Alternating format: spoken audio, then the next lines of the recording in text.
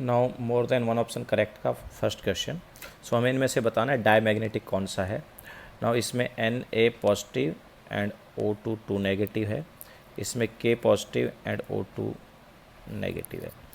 Now O2 2 negative is diamagnetic, Na positive is diamagnetic, so this is overall diamagnetic. O3 and N2 both are diamagnetic.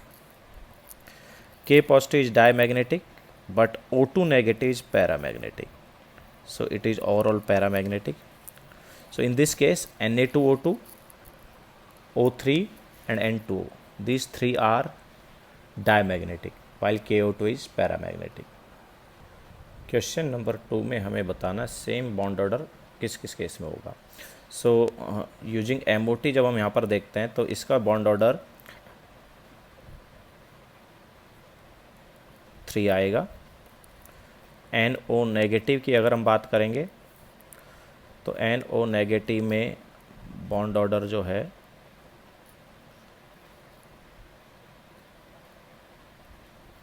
2 आ जाएगा। NO positive में bond order 3 आएगा। CN negative में भी bond order 3 आएगा। N2 में भी bond order 3 आएगा। सो NO positive, CN negative and N2 में बॉन्ड ऑर्डर 3 आएगा, जो कि CO का भी बॉन्ड ऑर्डर है ना। क्वेश्चन नंबर 3 में हमें बताना है कि फाइनाइट डायपोल मोमेंट किसका होगा, या हम बोल सकते हैं किसका डायपोल मोमेंट 0 नहीं होगा। तो इधर ये डायपोल मोमेंट एंड ये डायपोल मोमेंट एक दूसरे से कैंसिल आउट हो जाएगा, तो इसका जो नेट डायपोल मोमेंट है वो 0 आएगा, बिकॉज ये कैंसिल आउट हो रहा है। यहाँ पर डायपोल मोमेंट कैंसिल आउट नहीं होगा, डायपोल मोमेंट कैंसिल आउट नहीं होगा, दैट्स वाई इसका नेट डायपोल मोमेंट जो है वो नॉन जीरो है। इस केस में डायपोल मोमेंट कैंसिल आउट हो जाएगा, बिकॉज F से F का डायपोल मोमेंट कैंसिल आउट, तीनों Cl का आपस में कैंसिल आउट, बिकॉज वो 120 डिग्री पर है, तो इसका नेट डायपोल मोमेंट 0 होगा। बट इस केस में इस फ्लोरीन और इस फ्लोरीन का डायपोल मोमेंट कैंसिल आउट हो जाएगा। बट बाकी ये 3 बॉन्ड जो हैं, ये तीनों अगर हम देखेंगे तो उसमें 2 Cl वाले बॉन्ड है, एक फ्लोरीन वाले बॉन्ड है। अगर तीनों Cl वाले बॉन्ड होते तो डायपोल मोमेंट कैंसिल आउट होता, बट अभी एक फ्लोरीन वाला बॉन्ड है, PF वाला बॉन्ड है, तो डायपोल मोमेंट कैंसिल आउट नहीं होगा, बिकॉज इसका डायपोल मोमेंट एंड ये दोनों बॉन्ड का डायपोल मोमेंट कुछ डिफरेंट है। सो इस केस में डायपोल मोमेंट कैंसिल आउट नहीं होगा। सो नेट डायपोल मोमेंट इसका 0 नहीं है। सो हमारे पास 2 मॉलिक्यूल हैं, एक फर्स्ट वाला एक लास्ट वाला, जिसका नेट डायपोल मोमेंट 0 है, but second and third molecule का डायपोल मोमेंट 0 नहीं होगा। क्वेश्चन नंबर 4 में हमें बताना है नेट डायपोल मोमेंट 0 किस केस में होगा। सो यहाँ पर अगर हम देखेंगे तो इसका और इसका डायपोल मोमेंट कैंसिल आउट नहीं होगा, बिकॉज ऑफ लोन पेयर ये हमारे पास वी बैंड टाइप का रहेगा, सो वो कैंसिल आउट नहीं होगा। ऑब्वियसली CO बॉन्ड और CO बॉन्ड का डायपोल मोमेंट कैंसिल आउट हो जाएगा, बट ये डायपोल मोमेंट कैंसिल आउट नहीं होगा। सो इसका म्यू नेट जो है इज़ नॉट इक्वल टू 0। यहाँ पर अगर हम देखेंगे तो ये लीनियर है और इसमें सारे डायपोल मोमेंट जो है कैंसिल आउट हो जाएंगे, सो इसका म्यू नेट 0 आएगा। इसमें भी डायपोल मोमेंट जो है कैंसिल आउट हो जाएंगे, ये वाला डायपोल मोमेंट एंड ये डायपोल मोमेंट एक दूसरे से कैंसिल आउट हो जाएगा, सो इस केस में भी म्यू नेट 0 आएगा। और यहाँ पर बिकॉज ऑफ लोन पेयर ये नाइट्रोजन के रेस्पेक्ट में पिरामिडल होगा, एंड बिकॉज ऑफ दैट ये NH बॉन्ड के डायपोल मोमेंट आपस में कैंसिल आउट नहीं हो पा रहे हैं। अगर ये पूरा लीनियर होता तो कैंसिल आउट हो जाता। सो यहाँ पर भी नेट डायपोल मोमेंट जो है वो 0 नहीं होगा। सो इसमें 2 मॉलिक्यूल्स जो हैं उनका डायपोल मोमेंट 0 होगा, एक ये CN वाले का और एक ये Cl वाले का।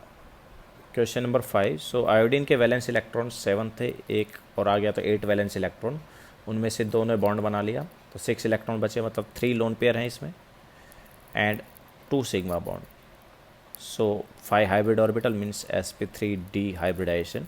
ClF3 में क्लोरीन के 7 में से 3 बॉन्ड बनाने में यूज हुए, बचे 4 मीन्स यहाँ पर 2 लोन पेयर आएंगे and 3 sigma bond. So add करके 5 hybrid orbital means it is also sp3d। XcO2F2 में Xc के वैलेंस इलेक्ट्रॉन्स 8 थे, उनमें से 4 ऑक्सीजन के साथ बॉन्ड बनाने में यूज हुए, 2 फ्लोरीन के साथ। सो Xc के 6 इलेक्ट्रॉन यूज हो गए, बचा 2 इलेक्ट्रॉन मीन्स 1 लोन पेयर। सो 1 लोन पेयर है एंड 4 सिग्मा बॉन्ड है, so it is also sp3d। XcF4 में अगर हम देखें तो Xc के वैलेंस इलेक्ट्रॉन्स 8, उनमें से 4 बॉन्ड बनाने में यूज हुए, 4 बच गए मीन्स 2 लोन पेयर बचे यहाँ पर एंड सिग्मा बॉन्ड 4 हैं। सो इस केस में 6 हाइब्रिड ऑर्बिटल आ गए, that's why it is sp3d2। तो sp3d जो है वो स्टार्टिंग के 3 में है, लास्ट वाले में नहीं है। क्वेश्चन नंबर 6 में हमें बताना है कि किस केस में डाइपोल मोमेंट आएगा। ना यहाँ पर अगर हम देखेंगे तो डाइपोल मोमेंट जो है वो कैंसिल आउट हो जाएगा।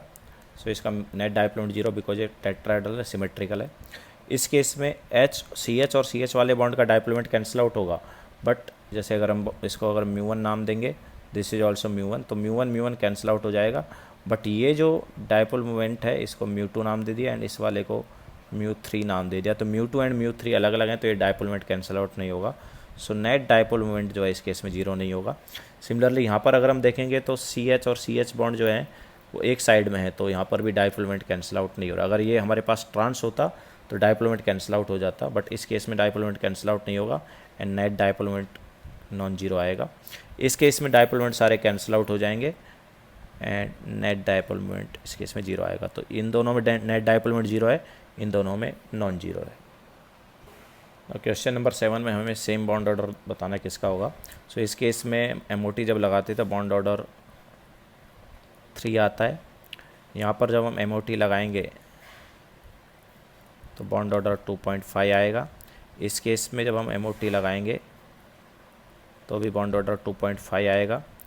N2 नेगेटिव में अगर हम MOT लगाएंगे तो बॉन्ड ऑर्डर 2 आएगा। सो इन दोनों का बॉन्ड ऑर्डर सेम है, N2 positive and N2 negative का। क्वेश्चन नंबर 8 में हमें बताना है कि पैरामैग्नेटिक कौन कौन सा है। तो O2 and N2 2 negative paramagnetic है, देख लेते हैं कैसे।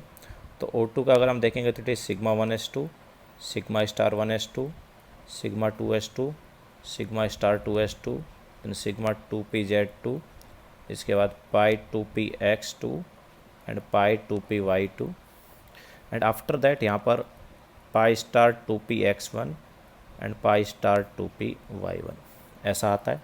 सो एक एक इलेक्ट्रॉन है, दैट्स वाई ये पैरामैग्नेटिक है।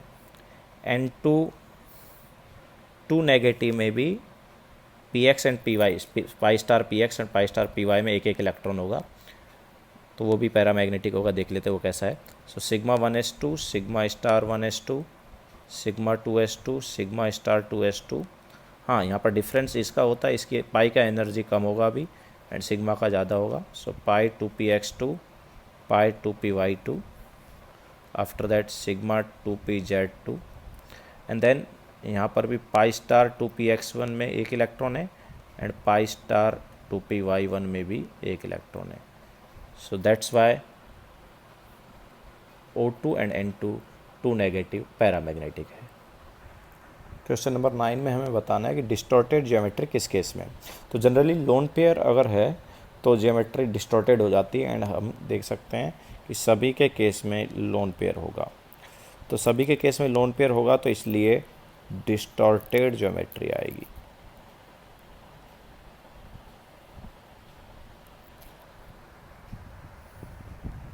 Question number 10, SnCl2 has 1 lone pair and 2 sigma bond.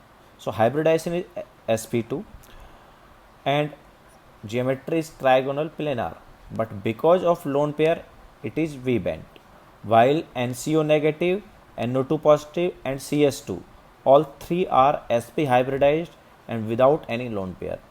That's why they are linear. sp is linear, so obviously it has planar orbital.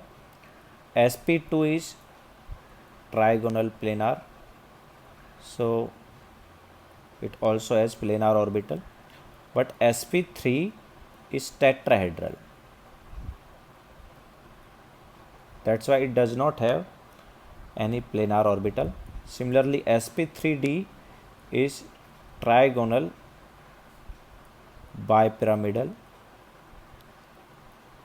and it also does not have any planar orbital. In question number 12, sigma bond is stronger than pi bond because extent of overlapping is greater in the case of sigma bond. Covalent bond is stronger than hydrogen bond. Triple bond has 1 sigma bond and 2 pi bond, while double bond has 1 sigma and 1 pi bond. That's why triple bond is stronger than double bond. In HgCl2, Hg has two valence electron and both of them will be used to form bond. So number of lone pair is 0 and number of sigma bond is 2.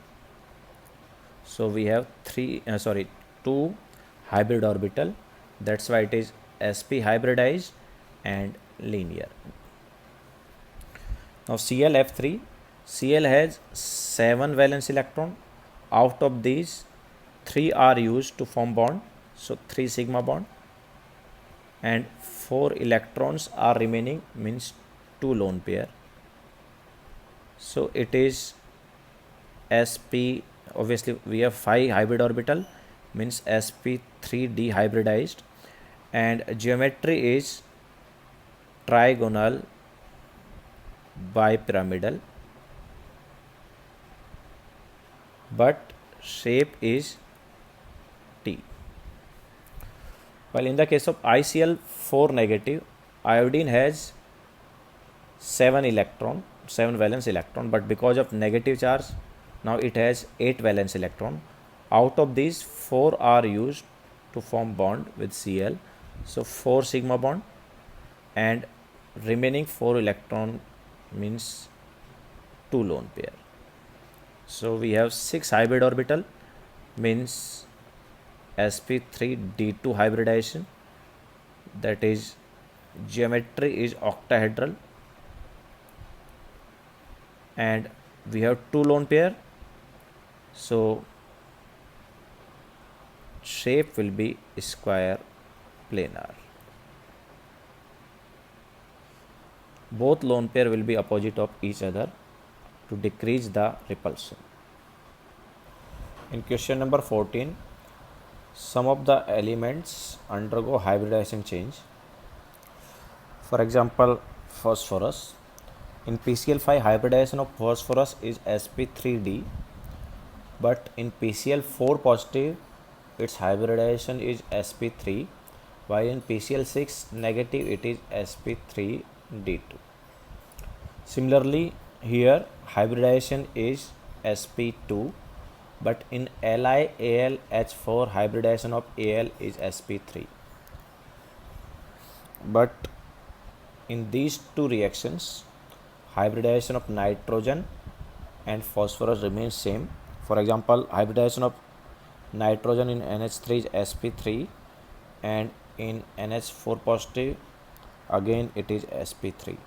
Similarly, hybridization of hybridization of phosphorus in H3PO2 is sp3, and in PH3 and H3PO3 again sp3.